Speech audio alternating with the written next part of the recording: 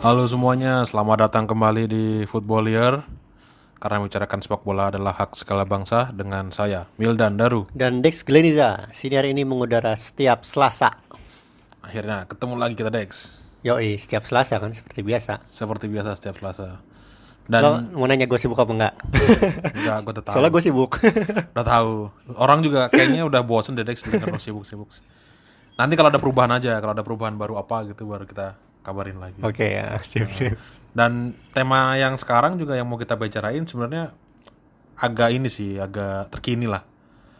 Terkini sekaligus timeless juga kan tapi kan. Iya, ada terkini, ada timelessnya gitu. Terkini dan triggernya untuk ngangkat tema ini sebagai topik adalah karena ini kejadian yang wow sih menurut gue sih.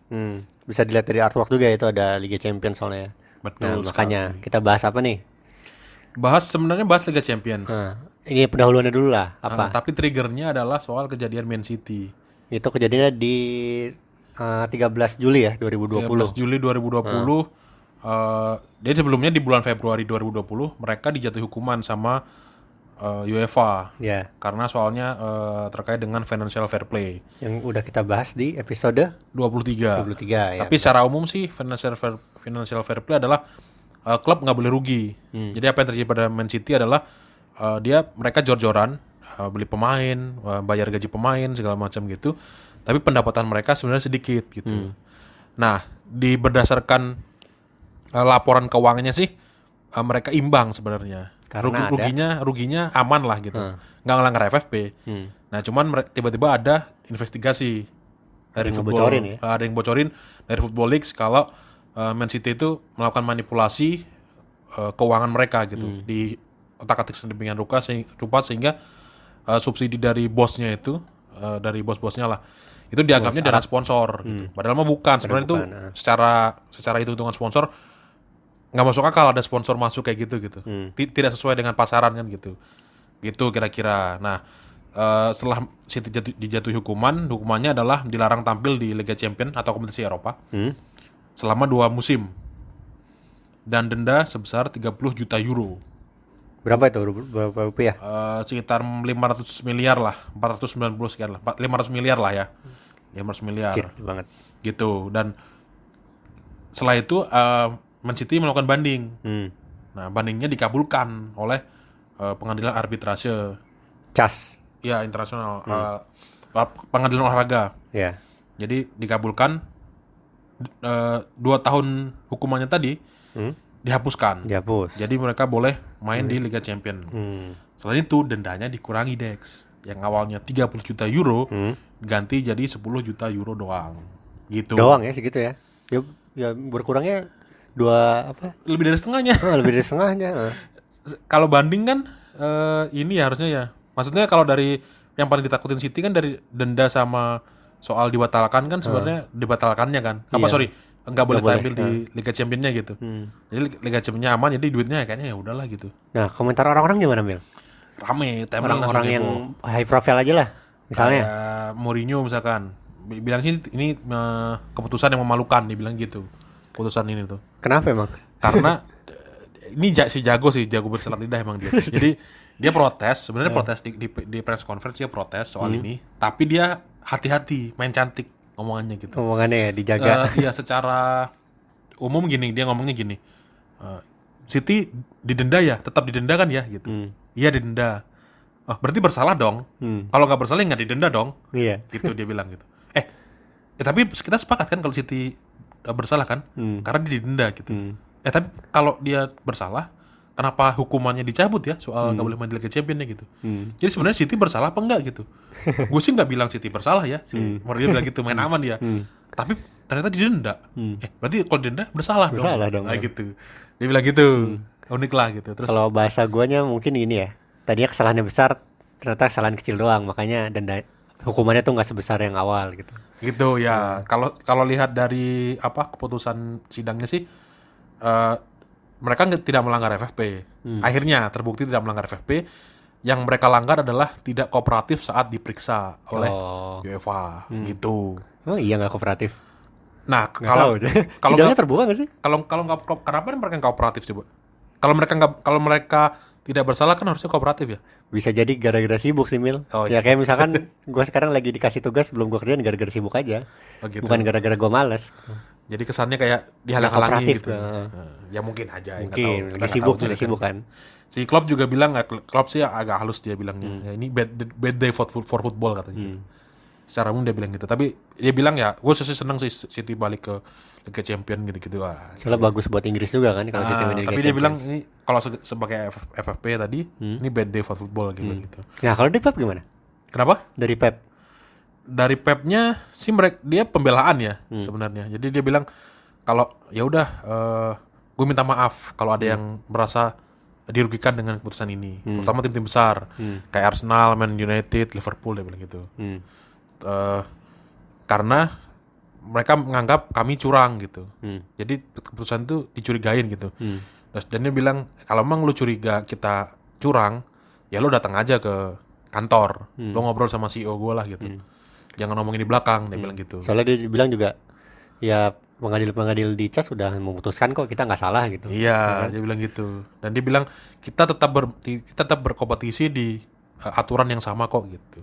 Dia bilang gitu. Nah kalau tokoh dari dalam negeri yang sering gue ajak ngobrol, Coach Justin bilang katanya FIFA, UEFA, FA itu sebenarnya orang-orang korup isinya. Jadi ya ini udah diatur aja lah. Soalnya Gary Neville juga bilang kan pada bulan Februari bahkan bilangnya City nggak akan dihukum katanya. Soalnya ini nggak bagus buat bisnis. Bisnis siapa? Bisnis City ya. Bisnis FA iya. Bisnis UEFA juga iya kalau City nggak boleh tampil di Liga Champions. Kecuali mereka emang nggak lolos. Misalkan peringkat 5, peringkat 6 gitu di Liga. Daripada Leicester mending City gitu misalkan. Iyalah. Iya sih. Tapi lo nganggapnya gimana kalau soal ini? Apakah memang benar korup atau gimana menurut lo? Korup. Gue sih curiga udah orang-orang kaya seperti itu mah ya udah gimana lagi. Meskipun orang Arab yang suka kita jadikan panutan ya. Tapi kalau gue sih ngelihatnya adalah City emang curang sih. Tapi pinter ya sebenarnya bukan curang, cerdik mungkin. Ya lu bilang aja misalkan dia sponsor tadi. Sponsor City sekarang apa? Etihad. Nama stadionnya Etihad. Inggrisnya Etihad juga gitu. Etihad punyanya siapa? Punyanya Syekh. Syekh Mansur pemiliknya juga gitu. Sama-sama duitnya dia juga gitu. Sebenarnya ya. Kalau dari situ aja udah ketahuan dia curang tanda kutipnya gitu. Iya. Tapi kan boleh gitu. Cara aturan gitu. Dan gue sih ngeliatnya City melakukan segalanya sih untuk lepas dari jeratan sanksi itu tadi. Makanya kemarin ada konten di Footballier tuh lumayan trending tuh. Nah, Soal pengacaranya City. David Panik. David Panik yang Panik. ternyata cool juga ya ngelawan sidang-sidang gitu ya. Karena dia reputasinya bagus. Dia pernah membela aktivis gitulah. Akhirnya Inggris bisa menggagalkan Inggris keluar dari Uni Eropa, Brexit. 2 kali ya? Dua bukannya? kali bahkan gitu. Dan bayarannya 20.000 pound sehari. Sehari 20.000 Berapa tuh? pound. Berapa rupiah tuh? Kalau total sekitar 360 juta rupiah lah Sehari. Kir. Hotman Paris lewat lah itu.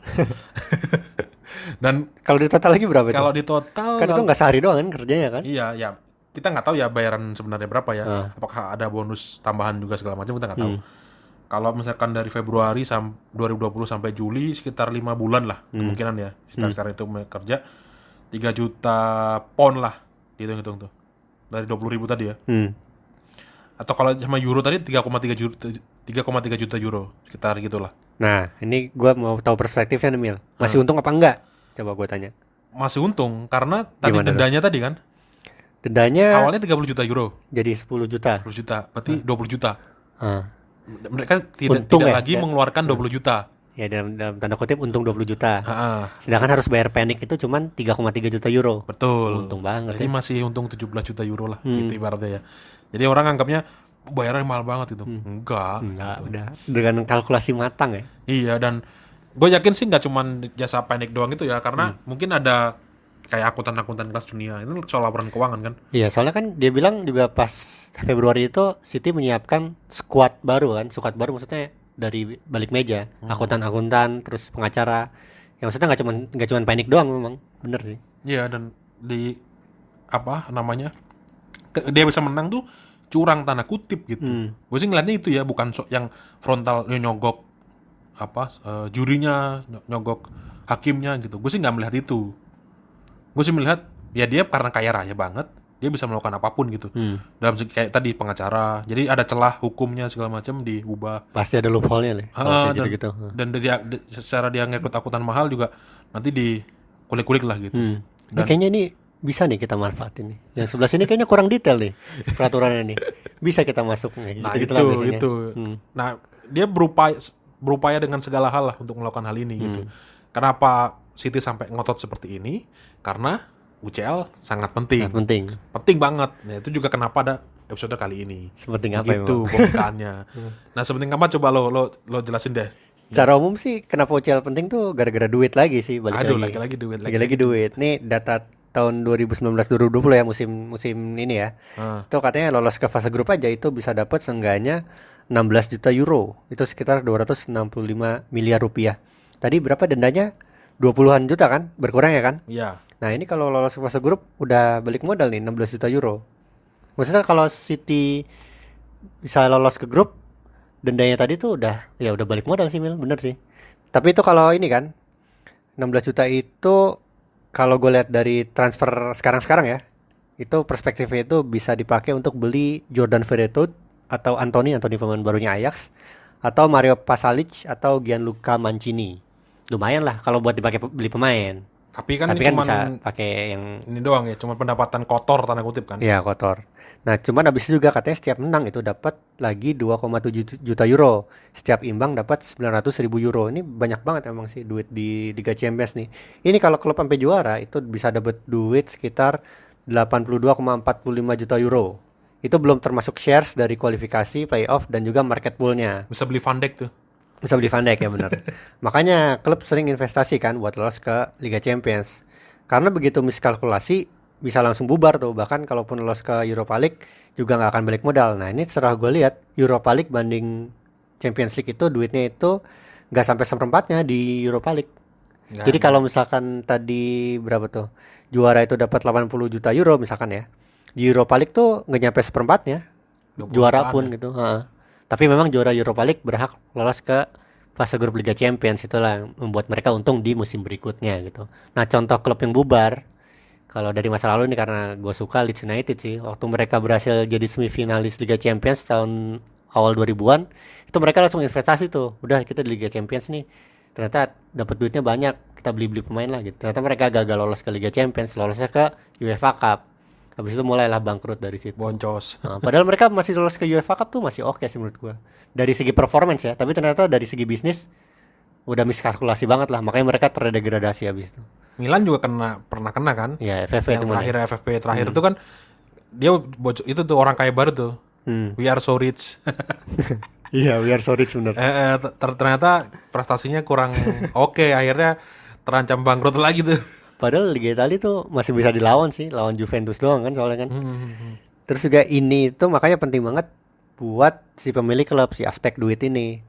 Nah, ada lagi duit dari TV rights kan, tadi belum termasuk TV rights ternyata tuh Mil. Itu banyak banget. Kecuali buat klub Premier League. Soalnya klub Premier League gak terlalu ngincar TV rights-nya Liga Champions sih, karena ini gue lihat ternyata TV rights-nya juru kunci Premier League itu bahkan lebih gede daripada juara UCL katanya. Ya memang kan juru kunci Premier League kan main 38 kali kan. Ya UCL main berapa kali sih sampai final, sampai juara gitu. Itu dari perspektif pemilik klub dan dari perspektif TV rights lah. Kalau dari perspektif lain mungkin masih banyak. Mungkin lo mau nambahin misalkan pemain. Dari pemain kenapa Mil? Ya kayak kalau lo main di UCL, pemain bintang mau masuk. Gitu. Kayak contohnya paling lagi City tadi. De Bruyne kan dikabarkan hengkang kan karena City terancam gagal main di UCL 2 musim. Langsung keluar tuh beritanya tuh dari De Bruyne mau keluar. Nah, sebulan sebelumnya dari keputusan ini ada pernyataan De Bruyne stay. Iya. Nah, karena De Bruyne stay itu orang-orang udah langsung hubungin tuh. Oh, berarti banding City diterima nih. Soalnya De Bruyne dia bilang stay. Bisa juga sih ya. Dia lagi tuh, wah ini ketahuan nih gitu. Itu juga terjadi waktu David De Gea Man United gak lolos Liga Champions sih. Udah langsung diisukan pindah kan. Soalnya kan dia nge-bail out Man United terus kan tuh. Kalau gak ada dia pasti udah jebol banyak tuh Man United. Dan karena bagi pemain juga pertama CV-nya lah ya. Pelatih juga tuh, pelatih Liga Champions juga kan oke tuh dari CV. Pemain juga gitu, pemain yang main di Liga Champions juga pasti beda kualitasnya sama pemain yang nggak main di Liga Champions gitu. Kalau dia main Liga Champions berarti dia ada tim yang juara di kompetisi domestiknya, papan atas gitu. Karena kalau lu harus papan atas dulu baru boleh main di Liga Champions. Selain itu beberapa sponsor pribadi pemain, mereka juga ada klausul soal Liga Champions. Iya, benar. Ketika lo main di Liga Champions lo dapat bonus tambahan gitu. Ya karena lo dapat exposure kan dari situ kan. Nah, kayak sepatu misalkan dari apparel gitu. Lo bisa main Liga Champions lo tambahan bonus segini, main segini gitu. Makanya kemudian klub pemain tuh itu tadi ada duitnya ya, dari segi prestasi ya, dari segi secara kompetitif atletnya gitu, senang juga main di Liga Champions gitu. Atau misalkan dari fans. Kalau dari fans sih gua rasa sih prestis dalam hal bragging rights dong sih. Adu argumen lah, adu bacot gitu. Ya tim gua nih main bersama klub-klub bagus di Liga Champions gitu. Lah tim lu main di Liga malam Jumat doang gitu. Iya. Atau tim lu bahkan gak main di Eropa sama sekali gitu. Itu juga kan yang suka jadi pembelaan kan kalau tim udah gak lolos bilangnya kami akan berkonsentrasi saja di Liga gitu. Itu hal positifnya. Hal negatifnya itu kayak cukup banget sih udah nggak lolos Liga Champions gitu. Karena secara umum juga sekarang kompetisi UCL itu udah kompetisi terbaik di Eropa gitu kan. Top lah gitu. Dari segi kompetitif, dari segi uang, tadi lo boleh bilang soal uang. Dan sejarah pun juga mengatakan demikian kan, soal UCL itu. Kenapa UCL penting untuk dimainkan itu? Karena sejarahnya. Berarti kita bahas sejarah lagi nih seperti biasa. Iya sejarah lah. Tapi ini di tengah-tengah ya. Biasanya kita di awal ngomong sejarah. Oh ya udahlah, ngalir aja yang penting kan seru. Jadi kalau UCL itu kalau kita mesin waktu sedikit ya. Jadi ternyata mesin waktunya nggak sedikit sih. Soalnya membawa kita kembali ke 1927. Waktu itu awalnya dibikin Pan European Tournament, namanya Challenge Cup. Itu klub-klub Eropa Tengah isinya Mil. Yang pertama kali bikin. Ada 10 klub dari 10 negara. Diinisiasi sama Servette. Lo tau nggak Servette? Klub gitu dari Swiss. Nah. Ya, Swiss. Jadi klub-klub undangan, bukan benar-benar klub juara gitu. Terus juga mereka juga di Eropa sempat bikin Latin Cup sama klub-klub Amerika Latin. Nah, yang bikin panas itu adalah kesuksesan nama turnamennya adalah Campeonato Sudamericano de Campeones. Itu turnamen di CONMEBOL di Amerika Latin tahun 48. Dan juga Wolves sempat ngeklaim sebagai juara dunia tahun 1950 saat mereka tour friendly keliling dunia. Benar friendly dong. Itu lawannya Afrika Selatan XI lah istilahnya. Pemain-pemain terbaik AFCEL, terus Racing Club dari Argentina, Spartak Moskow, dan juga Honvéd dari Hungaria. Habis itu mereka bilang mereka juara dunia katanya. Nah, Jacques Ferrand waktu itu dari L'Equipe, media di Perancis, ngeliput tuh yang turnamen di Amerika Latin itu. Nah, dia bilang ke editornya namanya Gabriel Hano. Akhirnya si Hano itu berhasil meyakinkan UEFA untuk bikin European Champions Club Cup. Cikal bakalnya Champions League inilah. Nah, di dokumen UEFA itu dibilang pendiri European Cup atau Liga Champions itu adalah Jacques Ferrand dan Gabriel Hano itu si jurnalis. Lagi-lagi jurnalis berperan penting di sini nih. Kalau episode kemarin kita lihat kita dengarkan pelatih suksesnya Brasil itu ternyata tadi jurnalis. Sekarang juga jurnalis ternyata ialah orang yang bikin Liga Champions itu. Nah, European Cup akhirnya terselenggara tahun 1955 Mil, itu pertama kalinya benar-benar namanya European Cup. Waktu itu 16 klub undangan. Laga pertama itu September tanggal 4 tahun 1955, Sporting Lisbon lawan Partizan Belgrade. Partizan Belgrade waktu itu masih di Yugoslavia. 3-3 skornya, gol perdananya dari namanya nih João Baptista Martins. Gitu Mil. Kalau dari sejarah tadi kita trademarknya itu selalu kalau UCL itu Real Madrid. Kalau gue sih gitu ya. Pokoknya UCL itu Real Madrid sukses gitu. Paling sukses. Terus mereka juara edisi pertama juga langsung borong tuh. Real Madrid. Iya, berapa sih? 5 ya? 5 edisi pertama. Oh iya 5. Langsung borong tuh. Ternyata berarti dari awal berdiri ya. Tapi itu sesi kontroversi tuh, Dex. Kenapa emang? Ya kan dianggapnya saat itu terlalu korup. Oh. Jadi curang apa segala macam gitu masa-masa Real Madrid waktu itu gitu. Makanya kemudian kenapa mereka sekarang jadi klub salah satu klub terbesar di dunia tuh karena dari dulu mereka orang-orang kaya lama. Tapi pas orang kaya lamanya dulu tuh berasal dari ada jenderal Franco segala macam gitu kan. Nanti kita bahas khusus lah edisi La Liga mungkin ya, atau edisi Real Madrid. Boleh. Itu. Tapi ya itu tadi ngomongin Real Madrid ya udah. Ngomongin Liga Champions ya Real Madrid. Itu kebetulan juga artwork kita warnanya putih kan. Iya. Seragamnya itu juga ya karena klub paling sukses di Liga Champions itu Real Madrid. Tapi kalau lihat European Cup itu memang ada pola atau masa-masa keemasannya sendiri sih, Mil. Gimana Kayak sih? awal-awal kan Real Madrid 5 kali tuh. Ya. Habis itu Benfica berjaya. Habis itu tahun 63 sampai 65 AC Milan sama Inter tuh berjaya tuh. 1 kali juara dan Inter 2 kali juara. Nah, tahun 66 tapi Real Madrid juara lagi. Nah, ini juga kesuksesan Real Madrid ini juga langsung terrefleksikan sama tim gua nih, Leeds United. Jadi dulu tuh Don Revie pelatihnya, mereka seragamnya Leeds United tuh biru kuning, padahal bagus lah seragamnya. Tapi begitu lihat, oh ini Real Madrid kayak sukses banget di Eropa, Pakai putih. kita ganti aja lah warna putih seragamnya. Sejak itulah Leeds United ganti seragam jadi warna putih gitu. Nah, habis si AC Milan, Inter sama Real Madrid itu, Britania mulai sukses. Celtic tuh tim pertama yang juara. Disusul Man United, klub Inggris pertama yang juara tahun 68. Itu 10 tahun setelah tragedi Munchen yang pesawat mereka jatuh itu. Itu juga mereka lagi pertandingan Liga Champions kan, pesawat jatuhnya itu. Habis itu masanya Belanda, habis itu sempat Bayern Munchen hat-trick. Habis itu Inggris sempat berjaya lagi, Mil, tahun 77 sampai 84. Forest sama Villa ya. Nah, Nottingham Forest ini lucu. Mereka 2 kali juara Liga Champions kan, Champions League kan. Iya. Itu ternyata jumlah gelarnya itu lebih banyak daripada mereka juara Liga Inggris. Liga Inggris mereka cuma sekali juaranya. Aston Villa juga juara dengan pemain penentu kemenangannya tuh yang melatih timnas kita, Mil. Peter White. Peter White. Peter Nah. White. Terus juga habis itu 85 ini juga Inggris ada tragedi karena Juventus Liverpool tragedi Heysel itu bikin klub-klub Inggris di ban 5 tahun, nggak boleh main di Liga Champions, boleh mainnya di Cup Winners' Cup nggak salah. Makanya Man United waktu itu juara Piala Winner. Terus habis Inggris di ban 86-88 sempat underdog nih berjaya, Steaua Bukares, Porto, PSV. Nah, tahun 89 sampai 92 Milan dan Barcelona lah juara. Itu terakhir kalinya European Cup namanya. Abis itu namanya Liga Champions tahun 92. Nah ini nggak, kalau di Liga Champions ini agak ini nih, nggak ada era kayak Premier League kan, lo ada era Premier League dan sebelum dan sudah Premier League. Kalau di Liga Champions orang kayaknya nggak peduli deh. Nggak peduli. Masih ya, masih Ya, kayak tetap. Ladisima-nya dulu waktu dapat Ladisima tuh. Ya udah tetap aja Ya gitu. Ladisima gitu. Soalnya Liga Champions ini memang sebenarnya waktu lahirnya tuh sama loh sama ke Premier League tahun 92 juga. Iya. Nah, di Liga Champions pertama ini si UEFA kerjasama dengan Television Event and Media Marketing tim TEAM. Mereka mencoba, kita harus nge-rebranding lah nih Liga Champions. Kita harus rebranding European Cup nih supaya lebih bagus lagi. Akhirnya citra dan desainnya sekarang tuh melekat sama kita semua karena rebranding itu. Di antaranya adalah yang pertama pasti logo 8 bintang atau Star Ball. Itu terus juga mainnya kan malam-malam biasanya kan Liga Champions kan. Ya. Di tengah pekan. Terus juga di lengan juga ada ini ya kan, ada badge-nya. Match khusus. Terus juga bolanya juga bahkan Star Ball juga bola berbintang gitu. Nah, soal 8 bintang ini itu yang ngedesain namanya Phil Clemens. Itu pendiri desain Bridge. Dia yang ngedesain Star Ball ini. Ini katanya dia bilang awalnya desain ini menggambarkan sebuah sistem liga yang berpuncak pada 8 klub yang akan saling berhadapan.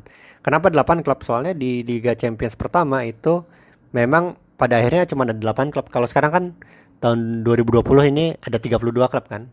Ya, yang main di fase grup. Ya, terbagi dalam 32 klub benar, terbagi dalam 8 grup. Nah, menurut dokumen resminya itu Star Ball itu didesain untuk merefleksikan 8 klub bintang itu yang masuk ke tahap grup sesuai yang diformulasikan di awal kompetisi ini. Nah, di Liga Champions rebranding edisi pertama ini sebenarnya sebelum 8 itu ada 36 klub, Mil, dari babak kualifikasi. Semuanya itu juara dari masing-masing liga domestik. Makanya bener-bener Liga Champions namanya, liganya para juara. Nggak ada tuh cerita peringkat 2, peringkat 3 terbaik dari liga domestik yang lolos, apalagi lewat jalur belakang kayak juara UEFA Cup gitu yang lolos Liga Champions dulu. 92 tuh bener-bener juara liga domestik yang boleh main di Liga Champions gitu. Makanya namanya adalah Champions League. Nah, liganya para juara kan. Misalkan waktu itu Inggris kan diwakili sama Leeds United kan, juara di First Division tuh waktu terakhir kali sebelum ganti jadi Premier League. Italia AC Milan, Spanyol Barcelona, Jerman siapa coba? Stuttgart ya. Kirain bakal bayar kan, ternyata waktu itu juaranya tuh Stuttgart gitu. Nah, habis itu 36 tadi dikerucutin jadi 32 fase gugur, masih kualifikasi tuh. Dikerucutin jadi 16 fase gugur lagi, kualifikasi, habis itu baru 8 kan. 8 dibagi 2 grup. Juara grup A lawan juara grup B ketemu di final. Awalnya kayak gitu. Marseille juaranya waktu itu menang lawan Milan ya. Nah, makanya ada anggapan politis yang mengatakan kalau 8 bintang di logo Liga Champions itu cerminan dari 8 klub peserta Liga Champions edisi perdana. Itu gue sebutin ya. Marseille, Glasgow Rangers, Club Brugge, CSKA Moskow, AC Milan, Göteborg, FC Porto sama PSV Eindhoven. Jadi mereka-mereka itulah yang mencerminkan logo Liga Champions gitu, Mil. Nah, si Starball ini akhirnya melekat lah sebagai simbol UEFA. Jadi kemanapun kalau lo lihat logo Liga Champions, lo pasti udah tahu itu Liga Champions itu milik UEFA gitu. Bahkan soal font juga udah dilindungi kan, Dex? Iya, fontnya juga dilindungi, nggak bisa yang niru pun langsung bisa disu katanya. Iya, makanya Nggak ada tiruannya. harus hati-hati. Kita masang logo di artwork ini nggak apa-apa, Dex. Nggak apa-apa. Kalau dituntut kan jadi publikasi deh. Oh ya, ininya logonya badge soalnya bukan logo Liga Champions. Oh iya. Logo Liga Champions kan kita ganti jadi Football Year. Oh, iya. Kalau itu lebih bahaya lagi. Nah, menurut konsultan branding olahraga nih Mel, si Richard Markle namanya, katanya logo Liga Champions itu punya makna klasik sekaligus modern yang dicerminkan dari Starball sebagai kompetisi elit Eropa. Katanya simbol Starball punya aura subliminal glamour, kata si Markle itu. Terus juga dari pemilihan warna juga bisa menjelaskan kenapa ini bagus banget. Kan warnanya hitam, putih, sama perak kan Mel di logo Liga Champions. Itu dipilih katanya untuk menghasilkan konotasi sejarah, prestise, dan keistimewaan. Menurut ketua timnya ini, warna-warna sederhana ini dipilih soalnya sesuai dengan gaya klasik. Ini juga ada studi psikologinya sih Mil. Warna hitam dan putih katanya bisa bikin nostalgia, apalagi kalau di momen yang masih pakai TV hitam putih tuh. Jadi kita langsung bisa inget tuh. Terus juga perak itu mencerminkan sejarah. Kebetulannya trofi Liga Champions dibuat dari logam perak. Sedangkan kalau efek glamour tuh hadir dari warna biru langit. Ya biru langit malam sih sebagai latarnya. Tahu kan lo kalau Liga Champions warnanya kayak gitu. Nah, si dewan eksekutif tim ini namanya Craig Thompson bilang logo baru yang sederhana namun mencolok, yang dikombinasikan sama tema musik klasik memberi citra baru yang tinggi dan nuansa presisius. Nah, di sini dia menekankan tema musik klasik gitu. Dan itu kombinasi yang tepat sih. Kayak dari warna, dari bumper segala macam gitu pilihannya dan musiknya itu. Kalau musik tuh kita langsung ingatnya Liga Champions lah kalau dengar musik itu. Kalau logo pun musiknya, ini kombinasinya dua-duanya langsung dapat gitu. Makanya keren banget sih. Temanya emang sesuai gitu, nggak ada yang tabrakan, nggak ada yang apa gitu. Kalau ngelihat Inggris, lo lihat Inggris dari pemilihan bumper terus itunya juga mencerminkan kick and rush kan. Lalu dari flash videonya itu plus gitu. Terus di awal-awal di awal ya kan kayak flash itu kan cepat tuh. Lo kalau mata kan plat. Terus kalau di Serie A dia awal-awal dulu tuh sempat soal klasik yang kelas gitu. Yang berkelas lah gitu. Makanya begitu videonya bumpernya segala macam juga dia gol-gol yang indah segala macam gitu. Kalau Inggris tuh kecenderungannya di iklan-iklan tuh ada gol-gol yang spektakuler. Transisi ya berarti. Nah, transisinya tuh gol-gol yang cepat dan jarak jauh, shot jarak jauh gitu. Itu kayaknya yang membuat ini emang nggak sembarangan kalau bikin materi-materi kayak gini tuh. Tapi kalau Premier League tuh anthemnya sebenarnya yang sekarang sih tahun 2020 memang udah dipakai 2 tahun terakhir ya kalau nggak salah ya. Yeah. Tapi sebelumnya kan sempat ada, sebelumnya lagi sempat berubah lagi kan. Nah, kalau Liga Champions ini dari 92 udah gini-gini aja, nggak berubah-ubah. Itu kuncinya di pemilihan genre sih Mil. Klasik ya, selamanya ya kan gitu-gitu aja. Kalau klasik ya kalau kata anak mobil tuh ya lo boleh mobil lo baru apa gitu. Mobil klasik nggak akan bilang mobil lo lama ya gitu, nggak akan kayak gitu. Kalau lo mobilnya misalkan lo tahun 2010-an gitu. Udah lo mobil lo udah berapa tahun ini? 10 tahun. Itu. Aduh lama banget ya, pantesan agak reot gitu. Tapi lo kalau ada tema yang mobil yang benar-benar klasik gitu. Tahun 80-an gitu. Kayak Holden lah apa gitu segala macam. Kayak temen gue ada yang bawa Holden.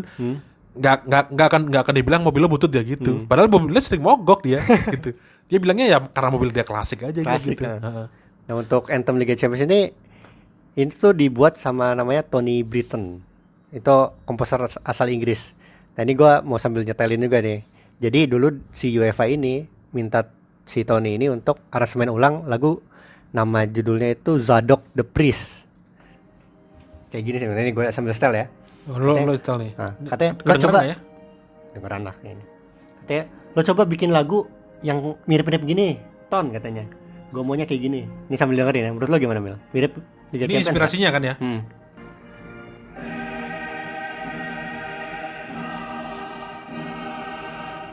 Lumayan lah ya.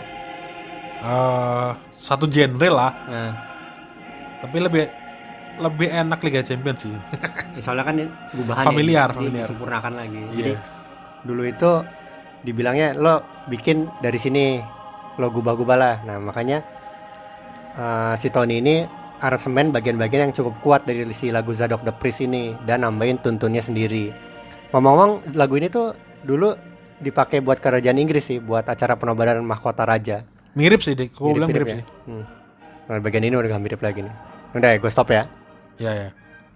Mirip lah. Gue sih bilang mirip. Nah lagu ini beres direkamnya di London, dimainin oleh namanya Royal Philharmonic Orchestra, dinyanyiin sama paduan suara dari Academy of Saint Martin in the Fields.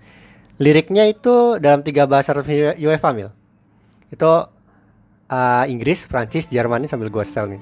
Ini kita kena copyright gak kalau nyetel ini? Jangan apa namanya? Jangan kenceng-kenceng ya? Jangan kenceng.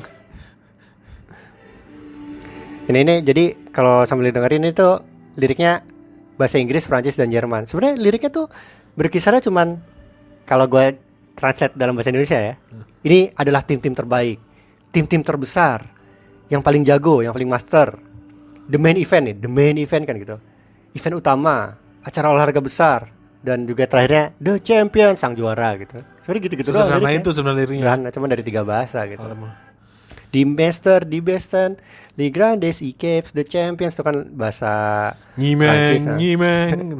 Oh itu ada lirik plesetan ya bahasa Indonesia ya. Apa sih? Beli balsem di pasar. Terus apa sih? Di mana Siti bercanda. Ada misheard liriknya. Nah ini anthem ini jadi lagu wajib jelang pertandingan Liga Champions. Tapi khusus di final dinyanyiin live pakai lirik bahasa setempat gitu katanya. Karena unsur klasik itu begitu kental di lagu ini, ngebuat lagu ini terasanya enak didengar. Karena kan kalau musik klasik tuh biasanya sifatnya everlasting kan, Mil, dan mampu dinikmati dari generasi ke generasi gitu sih. Dan dia di kepala nancep banget sih, Dex. Nancep banget. Gue kalau denger ini jadi ngantuk, ngerti gak sih? Ngantuknya ngantuk dalam tanda petik ya. Karena gue dengerin itu selalu dini hari ya, gitu. Bener. Jadi kesannya tuh ngantuk gitu. Ya waktu itu pernah ada studinya juga. Lo tau bagian akhirnya lagu ini kan, The Champions gitu. Itu pernah ada dari Stadion Napoli itu apa sih? San apa sih, gue lupa. Dari Stadion Napoli, dari jauh dia ngerekam ini stadionnya nih. Lagi malam Liga Champions. Tahu. Di bagian The Champions tuh suaranya tuh bener keluar dari si stadionnya itu, menggema gitu. Sama dari rumah sekitar juga kan? Baru sekitar langsung The Champions. Di bagian situnya. Makanya ini kan lagu yang dihormati ya. Sebenarnya bukan kayak kita lagi nyanyi lagu kebangsaan gitu yang benar-benar harus dinikmatin, harus dinyanyiin gitu. Hanya stadion-stadion khusus yang nyetel lagu ini. Nah iya tapi sampai waktu itu si Spurs yang lolos ke Liga Champions, kalau nggak salah tahun 2018 deh. Oh iya. Di saat tim-tim London lain gak ada yang lolos, mereka dengan bangganya di only stadium. You can hear Champions League anthem. Sayangnya waktu itu stadionnya belum jadi. Tapi kebetulan sempat udah jadi dan mainin Liga Champions sih, meskipun cuma 2 pertandingan. Kalau misalkan lo merem ya, Dex, kalau merem, terus ada champion yang ada di mata lo apa, tapi lo merem ya, maksudnya yang di gambaran kepala lo apa? Maksudnya? Gue sih langsung ada pemain loncat-loncat lagi baris ya. Iya, lagi baris loncat-loncat. Udah mau siap-siap. The champion gitu sih. Dan kalau lagi-lagi ya, maksudnya bahas dari biar gak terlalu out of topic. Tapi emang seru sih kalau ngomongin lagunya ini. Ini kalau boleh setel gue setel nih. Jangan nanti copyright ya. Dan kalau ngomongin Liga Champions lagi tuh, ini kan prestisius banget ya. Semuanya lah, dari duitnya, dari brand image-nya, apapun gitu, ditonton yang ya udah Liga Champions ditontonan seluruh penggemar sepak bola dunia gitu. Mengindikasikan kalau Eropa tuh kiblat sepak bola gak sih menurut lo? Eropanya sendiri iya sih, cuman menurut gua Eropa itu jadi kiblat sepak bola banyak utangnya sama Premier League sama Liga Champions, terutama di 2 kompetisi itu. Soalnya mereka kan yang paling banyak ditonton sama kita kan, sama penonton-penonton dunia lah maksudnya. Gara-gara itu sih. Tapi utamanya apa? Misalkan Premier League sama UCL dihapus gitu. Gak ada mereka gitu. Premier League tetap paling benua terbaik sepak bola nggak? Eropa maksud lo? Eropa. Iya sih, bisa sih. Ya kan masih ada Liga Spanyol, Liga Serie A, Bundesliga. Cuman ini dibahas sama, gue lupa namanya siapa sih, David Owen dari Financial Times. Katanya tuh dari segi geografis katanya kita bisa nyebut Eropa sebagai kiblat katanya. Cuman kalau di runut, cuman ada 12 negara doang sebenarnya yang paling gede. Yang sisanya tuh kroco-kroco lah istilahnya gitu. Kata si David Owen ini. Jadi distribusi klub jagonya itu di Eropa tuh sebenarnya timpang banget. Katanya begitu, Mil. Tapi kalau 12 negara sih masih gede sih menurut gue ya. Masih gede ya, soalnya ya kayak misalkan dibanding benua-benua lain gitu. benua lain aja kayaknya nggak nyampe 12 negara jagonya. Iya, karena di beberapa tema yang pernah kita bahas kan itu juga kita bahas juga kan. Apa Asia Afrika? Yang di Afrika, terus Asia, terus Brazil. Muaranya mereka itu kan tetap ke Eropa. Pemain terbaik tuh mainnya Ya, ke Eropa gitu. mainnya ke Eropa ya. Iya, ya karena di Eropa semuanya ada gitu. Lo ngomongin apa? Revenue udah paling gede. Kayak data di terakhir 2018 tuh totalnya bisa sampai 20 miliar euro gitu. Revenue di sepak bola Eropa ya. Dan karena revenue-nya tinggi, mereka mudah untuk dapat fasilitas apapun. Dari sumber daya manusia sampai teknologi. Fasilitasnya lah oke, lapangan oke, tempat latihan oke. Pelatih-pelatih top dari manapun gitu, dari Asia ada tiba-tiba ada pemain top, pelatih top gabung ke Eropa. Bahkan tim-tim yang nggak berkaitan langsung di atas lapangan juga berpengaruh, kayak yang rebranding Bundesliga, yang rebranding La Liga itu kan butuh duit juga kan. Ya, Itu dapat duitnya dari situ. Dari apa, duit yang revenue banyak di sepak bola Eropa itu. Dan dijualnya kemana? Ke benua lain terutama Asia. Iya. Makanya katanya ada apa? Masalah polarisasi juga kan. Yang kaya semakin kaya gitu. Yang miskin semakin miskin enggak? Kayaknya yang miskin bisa jadi kaya sih, cuman mesti jago juga. Asal nggak digembosin aja. Dan apa Piala Dunia gitu misalkan. Piala Dunia ya paling banyak ngirim wakil siapa? Eropa kan. Eropa berapa? Kalau di 32 16 16. Setengahnya. Setengahnya. Setengahnya Eropa, bayangin. Yang lainnya kroco-kroco dibagi-bagi. Asia 5. Sepengaruh itu gitu. Oceania setengah aja. Ya makanya. Tapi kalau di benua lain gimana? Kan itu Liga Champions-nya benua lain gitu ibaratnya. Iya, tadi Liga Champions soalnya punya Eropa ya. Tapi Kan sebenarnya dari berapa sih benua di dunia sepak bola tuh? AFC, CAF, CONMEBOL, CONCACAF, OFC, Euro. sama UEFA 6 ya, berarti 6. Antartika soalnya nggak punya sepak bola ya. Iya. Dari 6 itu yang namanya Liga Champions itu ada 5. Iya benar ada 5. Cuman Copa Libertadores doang kan di CONMEBOL kan yang enggak Liga Champions kan. Kalau Liga Champions Asia misalkan dulu sebenarnya namanya ASEAN Champions Club Tournament sih, itu tahun 67. Baru berubah nama tahun 2002. Hasil kombinasi ada 3 turnamen, Asia Club Championship, ASEAN Cup Winners Cup, dan ASEAN Super Cup gitu. Nah, terus juga ada Liga Champions Afrika kan. Itu juga Kalau Afrika apa Afrika namanya? apa? CAF ya? CAF Champions League sama. Semuanya Champions League kecuali Libertadores. Itu juga sebelumnya namanya African Cup of Champions Clubs tahun 1964. Berubah nama tahun 97. Ini diakuin beneran nih, katanya terinspirasi dari UEFA. Mereka menerapkan prize money yang serupa, juga branding yang serupa, akhirnya bisa bikin klub-klub Afrika semakin tajir. Jadi efek yang positif ke Afrika. Nah, kemudian ada juga CONMEBOL kan. CONMEBOL nih yang nggak pakai Liga Champions, namanya Libertadores. Tapi seperti yang udah dijelaskan di sejarah, CONMEBOL ini sebenarnya yang menginspirasi UEFA justru di Campeonato Sudamericano de Campeones itu yang jadi inspirasi Champions League. Nah, diberi nama Copa Libertadores dari Libertadores Mil. Itu tahun 1958. Libertadores tuh para pemimpin utama dari perang kemerdekaan Amerika Latin atas penjajahan Spanyol dan Portugal. Jadi mereka tuh saking berpengaruhnya jadi nama turnamen. Terus kalau dari Amerika Utara, di utaranya Amerika Utara dan Karibia, namanya Champions League juga, CONCACAF Champions League. Itu cuman baru berubahnya tahun 2008. Terus juga di Oceania namanya OFC Champions League juga. Dulunya nggak gitu. Dulunya Oceania Club Championship, baru berubah tahun 2007 jadi Champions League. Semuanya jadi ikutan Champions League. Iya, semuanya jadi ikutan Champions League gara-gara yang ngaku beneran gara-gara ya UEFA sih Afrika doang. Sisanya gue tadi baca-baca nggak bilang aku gitu. Padahal gue kira sih ya udah. Ya sama aja gitu. Yang aku dari mereka juga, meskipun pas gue dengar kayak logonya terus juga lagunya memang nggak se-ikonik UEFA Champions League sih. Champions League dari benua lain itu. Dan kalau ngomongin soal penonton juga hype-nya kalau Liga Champions itu UCL Eropa, Liga Champions Eropa tuh semuanya oke gitu ibaratnya. Dari fase grup pun udah rame gitu orang-orang tuh. Iyalah, udah tonton gitu. Kalau ya kita nganggap paling gampang Asia lah ya, Liga Champions Asia gitu ya, karena yang dekat sama kita kan. Ada klub lain dari Asia yang lagi main di fase grup, mana peduli orang-orang gitu. Iya sih. Orang pedulinya cuma ada kalau ada event-event khusus aja gitu. Kayak misalkan kemarin Johor lawan Lawan apa tuh? Vissel Kobe. Vissel Kobe, ada Iniesta. Itu rame tuh. Gue pengen nonton tuh, pengen datang ke Johor tuh gitu. Kayak gitu misalkan baru. Kalau enggak ya enggak peduli orang-orang gitu. Kecuali tim Indonesia ya. Indonesia yang main. Itu pun belum tentu juga. Kadang kalau yang lo mainnya rival jadi nyinyirin juga tuh. Iya, ngapain lo nonton Iya. tim rival main di Liga Champions? Ini kan mewakili Indonesia biasanya bilang gitu. Iya. Tapi emang iya sih mewakili Indonesia sih. Itu kan yang bedanya sama Liga Champions kan masih sebagai hiburannya kencang banget lah gitu. Soalnya Jadi, kayak koefisien UEFA, koefisien AFC itu memang diambilnya dari performa klub-klub negara tersebut di kompetisi ini, apanya namanya? Kontinentalnya. Memang kalau dibilang kita harus mendukung klub Indonesia di Liga Champions atau Piala Asia, Piala AFC, ya menurut gua wajar sih.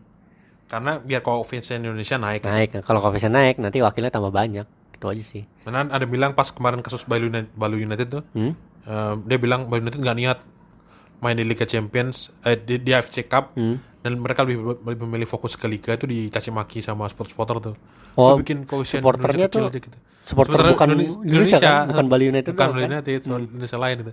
Karena Bali United dianggapnya mereka lebih memilih fokus di Liga karena dia pengen juara gitu. Iya, iya. Itu kasusnya kan kayak gitu kan. Apalagi Rex, buat Rex.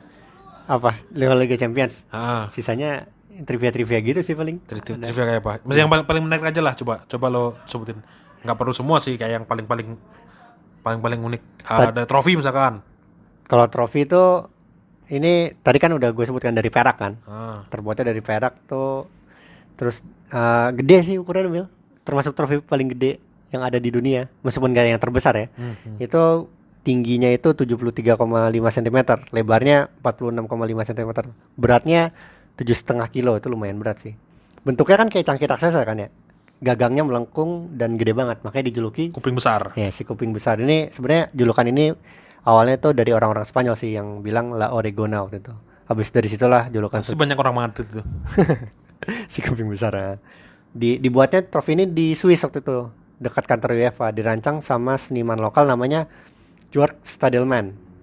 Ini diberi bayarannya cuma 10.000 franc Swiss waktu itu. Nah, ini ada cerita lucu karena si Stadelman ini cuma diberi waktu 340 jam untuk merancang trofi ini.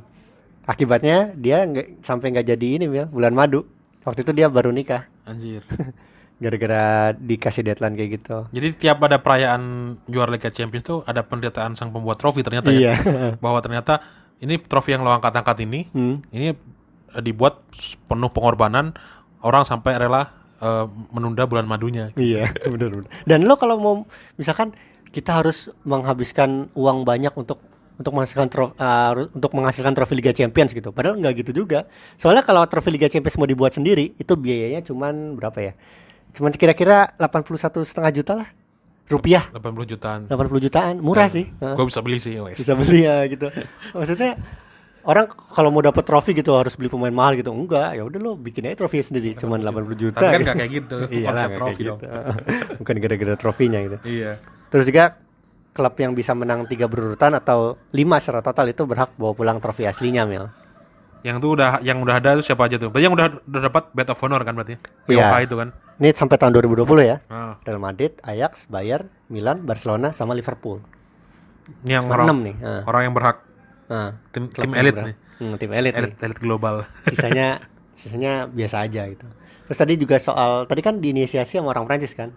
Dan ternyata Prancis itu baru bisa juara tuh tahun 93 doang pas Marseille juara itu. Itu juga penuh apa namanya? Kontroversi gara-gara doping gitu. Sama identiknya kan dia ada di tengah pekan kan.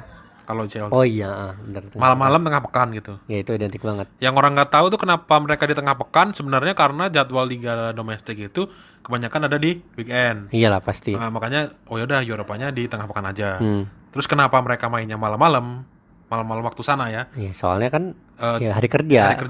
Mereka nggak weekend. Jadi harus di jam pulang kerja. Supaya penontonnya banyak. Kalau penonton banyak, orang kerja dulu baru ini. Tapi masuk di WIB-nya karena di sana malam, di sininya jadi Dini hari. gitu. Itu kenapa UCL main di tengah pekan dan mainnya di dini hari banget. Dini hari.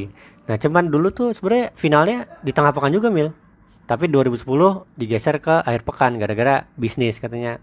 Ini jumlah penontonnya bakal lebih banyak kalau di weekend nih. Akhirnya idealismenya luntur juga.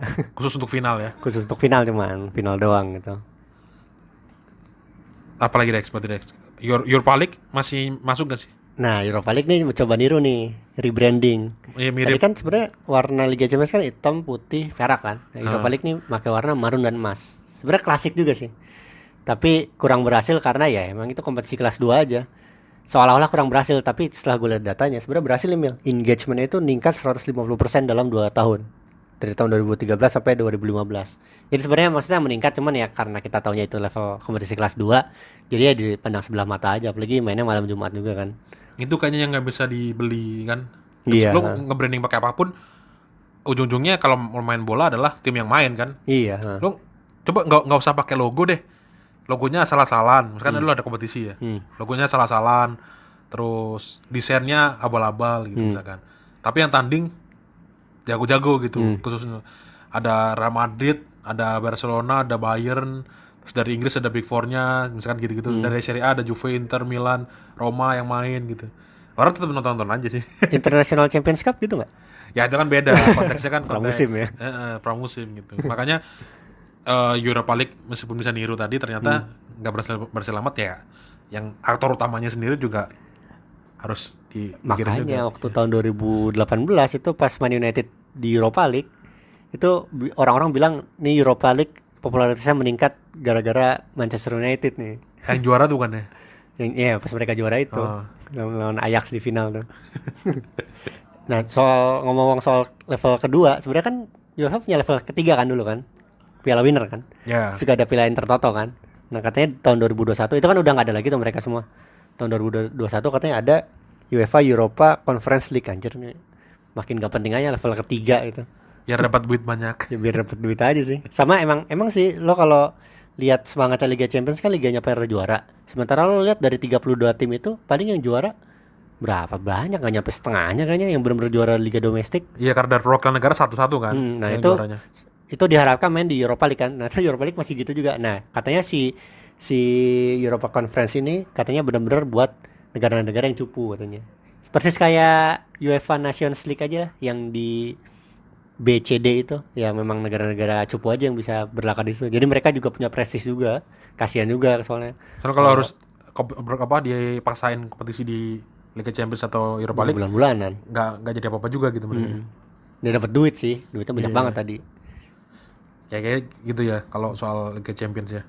Ya branding sih gue paling dari pembahasan kita dari awal sampai akhir tuh yang paling kena sih brandingnya banget sih. Udah sangat kuat lah soal Liga Champions. Lo tau Magazine B nggak? Tentang bisnis, tentang marketing gitu. Itu mereka sampai ngebuat satu edisi khusus tentang Liga Champions.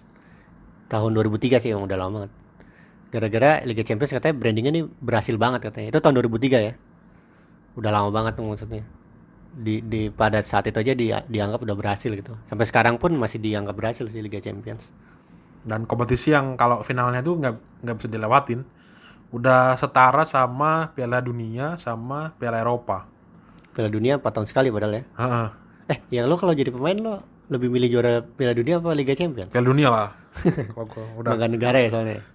Piala Dunia udah level tertinggi sih, nggak bisa diapa-apain, itu udah hak mati lah udah. Apapun dilakukan demi juara Piala Dunia gitu. Dan juara gue udah bilang kan, Piala Dunia tuh kompetisi elit global itu tuh buat orang-orang terpilih orang terpilih aja tuh. Lo meskipun lo punya banyak duit, lo punya pembinaan bagus tuh, kalau emang belum waktunya tuh nggak bisa juara Piala Dunia. Kalau Liga Champions masih ada kayak Porto, Aston Villa juara, Nottingham Forest juara, Steaua Bukarest juara, Benfica yang siapa pelatihnya? Lupa gue yang mengutuk itu abis itu. Ini tim ini nggak akan kutukan Benfica. Aduh, gue lupa namanya. Ya, lupa itulah pokoknya. Dan itu tadi, tapi tetap aja dari segi hiburan gue sih menganggapnya mereka setara tanda kutip ya. Oh, ya itu setara tuh kompetisi yang finalnya nggak bisa dilewatin sih.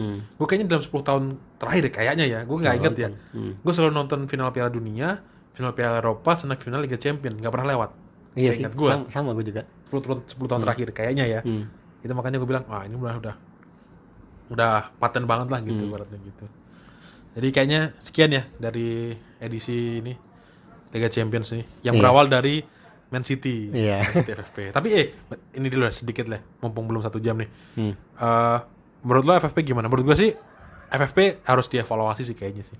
Harus ditegasin aja. Soalnya kan Gary Neville aja berani bilang dari awal, udah ini mah nggak akan menang mereka. Bahkan si Javier Tebas aja, presiden La Liga bilang di Swiss itu terkenal emang sih arbitrasenya bagus, tapi CAS sendiri ternyata nggak sampai level mereka gitu, gara-gara Liga Champions ini.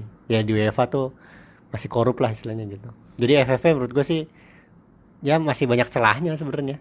Kalau perlu dievaluasi, perlu dievaluasi. Kenapa sih orang selalu sudut pandangnya selalu korup itu ya? Kayak Gary Neville apa selama itu orang-orang di Champions juga korup. Konspirasi. Gue nganggapnya sih gini aja sih sederhananya gitu. Ternyata sistem FFP sekarang itu tidak mengakomodir, kan sebenarnya dia mencegah orang-orang klub-klub yang kaya raya itu untuk merusak kompetisi kan dengan cara uang dan uang. Tapi ternyata aturan untuk mencegah uang tadi bisa dikalahin sama uangnya juga gitu. Uang lagi ya. Nggak usah ngomongin ini deh, nggak usah ngomongin soal korupnya, nggak usah ngomongin soal disokok apa segala macam gitu. Ya misalkan dari pengacaranya, dari akuntan mahalnya gitu. Itu kan udah bilang ya kalau nggak ada duit nggak bisa mereka meng-hire akuntan kelas dunia, terus meng-hire pengacara kelas dunia, terus kemudian memenangkan peradilan gitu. Itu cuma bisa dilakuin sama Man City sampai PSG yang kayaknya luar biasa gitu. Milan boncos juga kan gitu. Iya, Chelsea yang hukuman terakhir tuh pemainnya kalau nggak salah ya. Iya, transfer ban kan gagal juga tuh. Di ban juga beneran. Belum cukup sekaya itu ternyata gitu. Itu sih kayaknya. Ya kan uang negara soalnya kalau PSG sama Man City mah. Tapi tetap aja jangan dihapus juga sih FFP sih. Tapi nggak tahu juga jadinya tim-tim yang sedang tuh yang kena ya Dex ya. Iya lah pasti lah. Ya tadi kan yang kaya makin kaya, yang miskin makin miskin. Bener kayak gitu. Yang sedang ya sedang aja terus setengah terus gitu. Diboncosin sama yang kaya-kaya. Ya udahlah, sekian kayaknya dari kita berdua. Terima kasih teman-teman semua sudah mendengarkan. Jangan lupa follow Footballer ID di Twitter sama Instagram. Di Spotify juga. Di Spotify juga. Karena kayaknya ada ini ya, fitur baru ya di Spotify ya. Apa trending? Ada trending ya. Ada trendingnya sekarang. Jadi harus ngomong yang tren-tren dong. Gimana? Iya. Kalian boleh ini juga deh, usul deh. Siapa tahu nanti ada edisi selipan. Misalkan di tengah-tengah nanti ada khusus untuk kabar terbaru yang update-nya yang nggak harus harian sih, kayak seminggu. Kadang-kadang ada 2 atau tergantung situasi. Ada news yang oke, kita publish. Boleh. Tinggal mention aja sih, bisa mention ke Footballer ID atau mention di kita berdua di @mildandaru atau di @deksliniza. Ya udah. Sekali lagi terima kasih semuanya. Sampai jumpa di episode selanjutnya. Dadah. Bye. Ini adalah suara Pandit Komputer.